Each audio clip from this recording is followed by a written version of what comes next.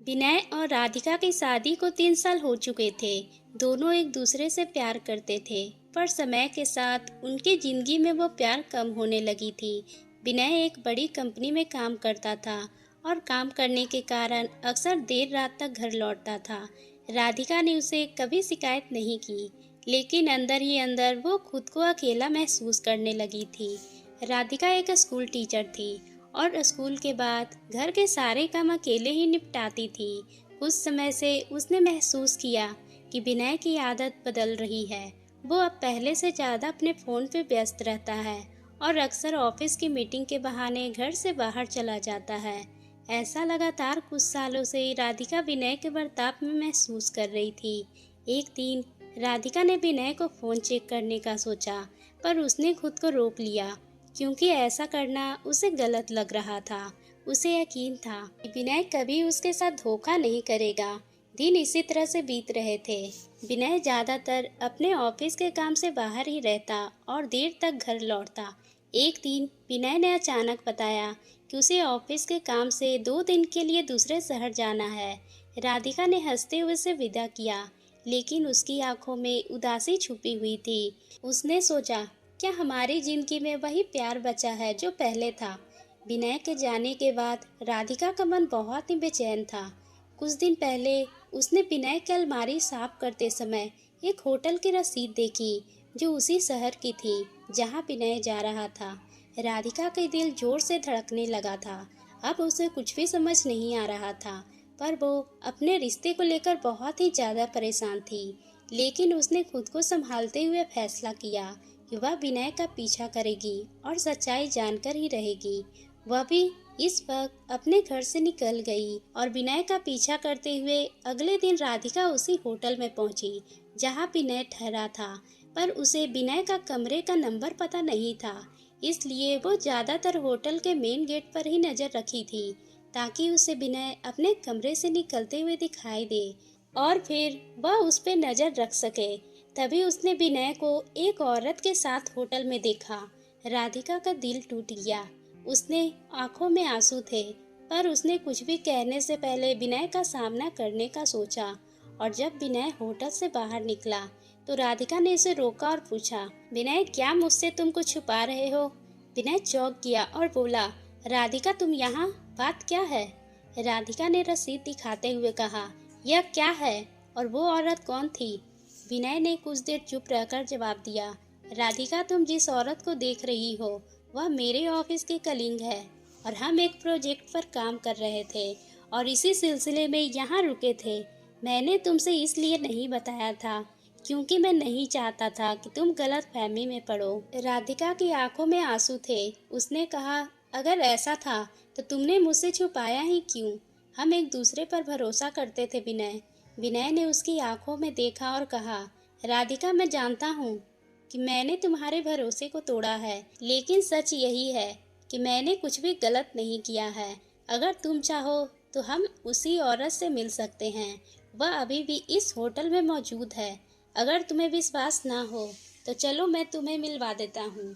मैं बस यहाँ मीटिंग के लिए ठहरा था और मैं कुछ गलत नहीं कर रहा हूँ।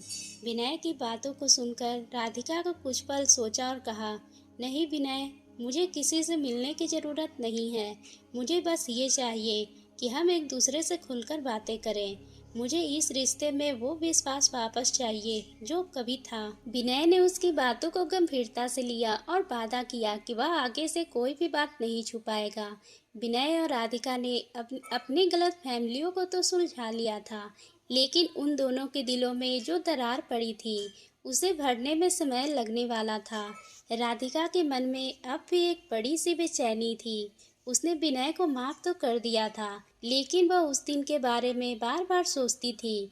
क्या सच में विनय ने उसे कुछ नहीं छुपाया, या फिर उसने सिर्फ राधिका को शांत करने के लिए बातें बनाई थी? कुछ दिन बीत गए। विनय और राधिका के बीच फिर से बातें सामान्य होने लगी, लेकिन उसने रिश्ते में अब वो पुरानी गर्माहट नहीं थी। एक शाम राधिका स्कूल से जल्दी घर आई और विनय का इंतजार करने लगी।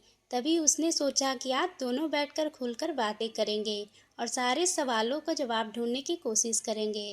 विनय घर आया तो राधिका ने उसके पसंदीदा चाय बनाकर उसे दी और विनय ने चाय का घूंट लेते हुए मुस्कुराते हुए कहा, आज बड़ा अच्छा स्वागत हो रहा है, क्या बात है? राधिका ने हल्की मुस्कान के साथ कहा, विनय आज हम दोनों ने थोड़ी देर बैठकर बातें करनी चाहिए। बहुत दिनों से मन में कुछ सवाल है जिन्हें मैं सुलझाना चाहती हूँ। विनय ने चाय का कप टेबल पर रखा और कहा, सवाल? क्या तुम्हें अभी मुझ पर शक है? राधिका ने गंभीरता से कहा, विनय मैंने तुम्हें माफ कर दिया है, लेकिन मैं अपने दिल को पूरी तरह से यकीन नहीं दिला पा रही हूँ। मैं जानती हूँ कि उस दिन तुम्हारे साथ क्या हुआ था। क्या तुम मुझसे कुछ छुपा रहे हो? विनय ने गहरी सांस ली और उसने आंखों को झपकाते हुए कहा, राधिका मैं तुमसे कुछ भी नहीं छुपाया, पर मैं समझता हूँ कि तुम्हारे मन में शक क्यों है। और उस दिन मैं सिर्फ काम के सिलसिले में ही गया था और जो कुछ तुमने देखा वह सिर्फ संयोग था। मैं जानता हूँ कि मैं तुम्हारे भावनाओं को ठेस पहुँचाई है और उसके लिए मैं सच में माफ़ी मांगना चाहता हूँ। राधिका की आंखों में आंसू आ गए और उसने विनय से, मैं बस यही चाहती हूँ कि हमारा रिश्ता पहले जैसा हो जाए। मैं चाहती हूँ कि हम दोनों एक दूसरे से सब कुछ साझा करें, बिना किसी डर या शक के। विनय ने उसका हाथ पकड़कर कहा, राधिका तुम बिल्कुल सही कह रही हो। मैं भी यही चाहता हूँ और मैं वादा करता हूँ कि अब से हम दोनों हर छोटी बड़ी बातें पर आपस में शेयर करेंगे, कोई भी बात छुपाकर नहीं रखेंगे। उन दोनों ने एक दूसरे को गले लगाया और एक नई शुरुआत का वादा किया। कुछ ही हफ्तों के बाद विनय ने एक सरप्राइज ट्रिप प्लान की और उसने सोचा कि शायद इस ट्रिप से उसके रिश्ते में आई दरार पूरी तरह से भर जाएगी। और दोनों ने किसी हिल स्टेशन पर रुक किया था। वहाँ की ठंडी हवा और खूबसूरत नज़ारे, सुकून भरे पल ने उसके रिश्ते को और भी मजबूत किया था। राधिका ने महसूस किया कि विनय अब पहले से ज़्यादा ध्यान रखने लगा है। वह छोटी छोटी बातों पर भी उसका साथ देता है और उससे खुश रखने का हर मुमकिन कोशिश करता है। इस ट्रिप ने एक दूसरे को और भी करीब ला दिया था और घर लौटने के बाद राधिका ने अपने दिल में सारे शक निकाल दिए थे। उसे अब यकीन हो गया था कि विनय उसे सच्चा प्यार करता है और उसके साथ कोई भी छल नहीं करेगा। दिन बीतते गए और दोनों ने अपने रिश्ते में पहले से ज़्यादा विश्वास और प्यार की नींव रखी। अब उसके बीच कोई भी रहस्य नहीं था, बस एक दूसरे के प्रति निस्वार्थ प्यार था। तो दोस्तों, आपको ये कहानी कैसी लगी? अगर पसंद आई हो तो आप मेरे चैनल को सब्सक्राइब करना ना भूलें और बेल आइकन को भी प्रेस कर लें।